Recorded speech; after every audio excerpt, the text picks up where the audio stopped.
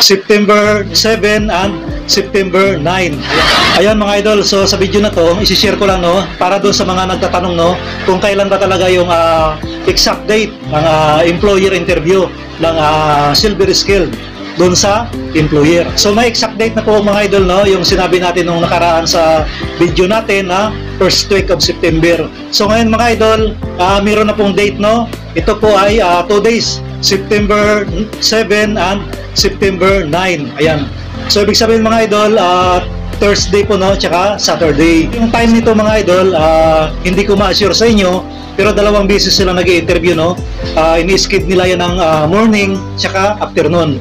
Kumbaga kami no, nag-start kami ng 8 AM, may naka-schedule, tsaka 1 PM. So ganun yung schedule nila. So ang mabibigay lang natin ngayon no, na assurance is yung date, September 7 and September 9, Thursday and Saturday, yung employer interview. So sa mga na pre-screening na dyan, good luck sa inyo no. Reminder lang mga idol no, kapag no pre-screening, kumbaga hindi kayo pumunta sa agency tapos nag-screening sa agency, hindi po daw kayo i-interview doon sa client. Kaya kung ako sa inyo, yung mga may balak mag-apply dyan or interesado na mag-abroad, pumunta na po kayo doon no, sa Silver Skill.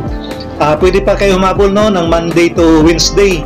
Mag-walk-in kayo doon para sa pre-screening ng agency. Sa pre-screening kasi mga idol, doon sasabihin sa inyo ng agency no, yung mga techniques sa interview, bibigyan kayo ng tips, tsaka of course yung tatanong sa inyo doon yung mga requirements kung meron na ba kayo.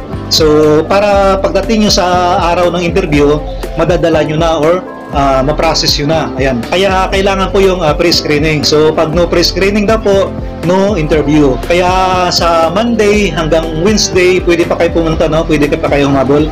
Kasi Thursday and Saturday naman po yung employer interview. So doon naman mga idol, no, sa namumurlima sa susutin, formal lang naman yun, no, yung susutin nyo. Pwede nga po itong ano, no, t-shirt. Pero kung may pulo kayo dyan, suotin nyo na. Kasi yung iba sa atin, meron naman no, nakatago or pwede naman kayo manghiram. First day lang naman yun, no, isang araw nyo lang susutin. So turmahan nyo na. Kumbaga sabi nga nila no, first impression last. Ibig sabihin, pag yung unang kita sa'yo ng tao, kung ano yung nakikita niya sa'yo, yun na yung tatanim sa isip niya. Kumbaga kung magaling ka manamit, magaling ka magdala ng damit, kumbaga plus points din po yun, no, bukod sa sagot mo sa interview. Good luck po no, sa mga na-schedule na for interview. So sana mapasa kayo no, or maipasa nyo yung interview. Ayan. So kung meron pa kayong mga katanungan, just comment down below no, at sasagutin natin isa-isa yan or gagawa natin ng video.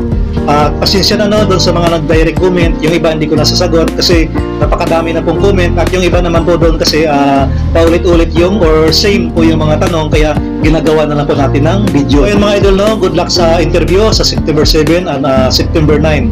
Ayan, so I hope makapasa ang lahat no, or matupad yung mga pangarap nyo na makapag abroad. So that's all for today's video mga idol no. See you in our next video.